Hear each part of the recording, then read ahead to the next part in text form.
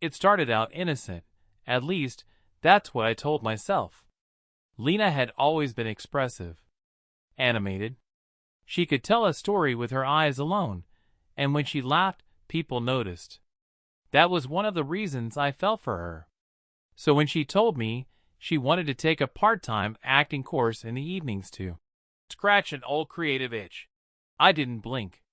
After all, we'd been married for almost 6 years. Trust was the unspoken rule. "It's just once a week," she said, biting her lower lip the way she did when she wanted something.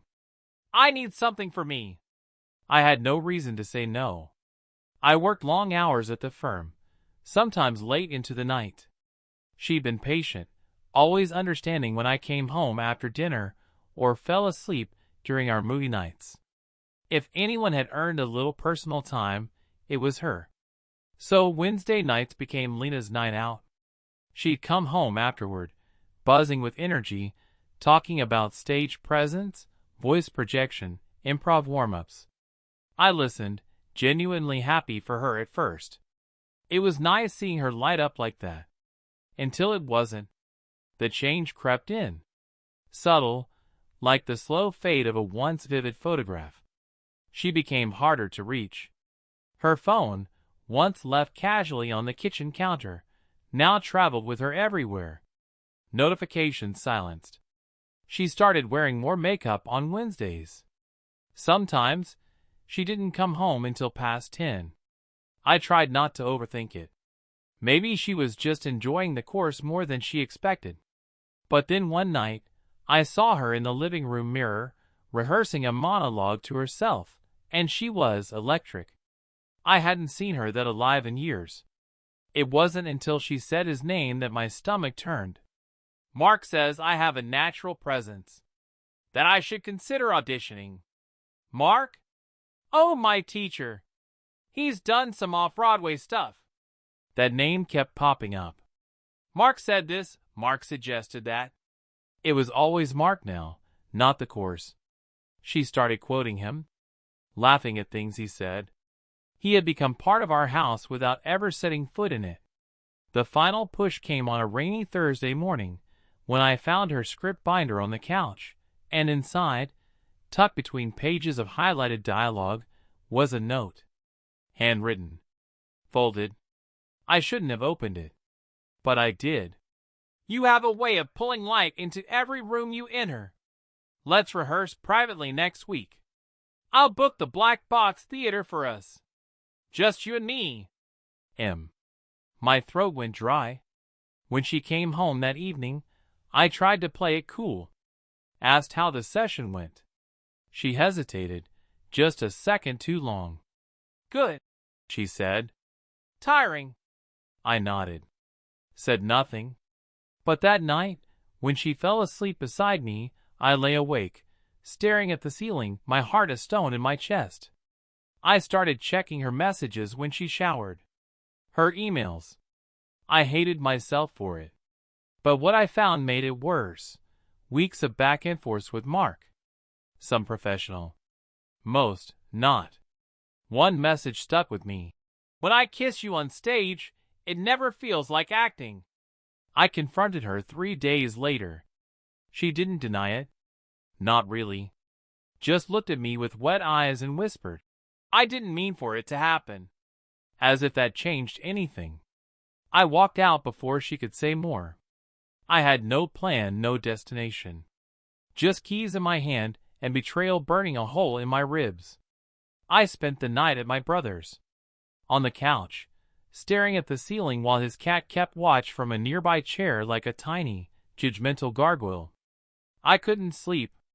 Every time I closed my eyes, I saw her lips forming the words from that message. "It never feels like acting." The next morning, I didn't text her. Didn't call. I needed space to think, to not think. To be anything but the husband of a woman who'd found something more exciting in a man who spoke in metaphors and stage cues. By the 3rd day, she messaged me. "Can we talk?" I ignored it. "Please. I miss you." I didn't answer. The 4th message came around midnight. I didn't mean to fall for him. That was when it hit me. She had already fallen. She wasn't trying to save our marriage. She was trying to ease the landing of her guilt. I returned home that weekend. The house was quiet, unnaturally so. Her shoes were by the door, her favorite coat missing. She was out. Or maybe she had gone to him. In our bedroom, I sat on the edge of the bed and stared at the floor. It felt like stepping into someone else's life. The sheets were too neat, the closet too tidy, like she had sanitized our space in anticipation of some painful conversation. When she finally walked in, the expression on her face said it all. A mix of guilt, relief, and fear. "Hey," she said softly, setting her purse down. "Where were you?" She opened her mouth, then closed it. "With him," she admitted finally. I nodded. "Is it still going on?" A long pause. Then, "No, I ended it." "You mean he did?" She flinched. "He said we were getting too attached." "That he didn't do complications." My chest tightened. She had wrecked us for someone who walked away the second emotions got involved. "I never stopped loving you," she whispered, like that would patch everything. It just felt good to be seen, desired. He made me feel like I mattered again. And I didn't? I asked, my voice barely above a whisper. Tears welled in her eyes. I think I just wanted something to be about me. Not us. Not bills or dishes or schedules. Just me. I didn't yell. I didn't cry. I just sat there, stunned at how small my life had become in her world. "What do you want now?" I asked. She hesitated. "I want to fix this." "Because he left you?" "No," she said quickly. "Because I remembered what we had. What we could have again." But I wasn't sure I wanted it anymore. She had rewritten our script without telling me, changed our stories ending halfway through the second act. I had played the loyal husband while she rehearsed infatuation behind closed curtains. "I need time," I said. "Maybe we both do." She nodded, but the tears wouldn't stop. "I'll go stay with my sister," she offered. "Give you space." I didn't argue. When the door closed behind her, the silence felt different. Less heavy. Less poisoned. In the following weeks, I tried to understand how we got here.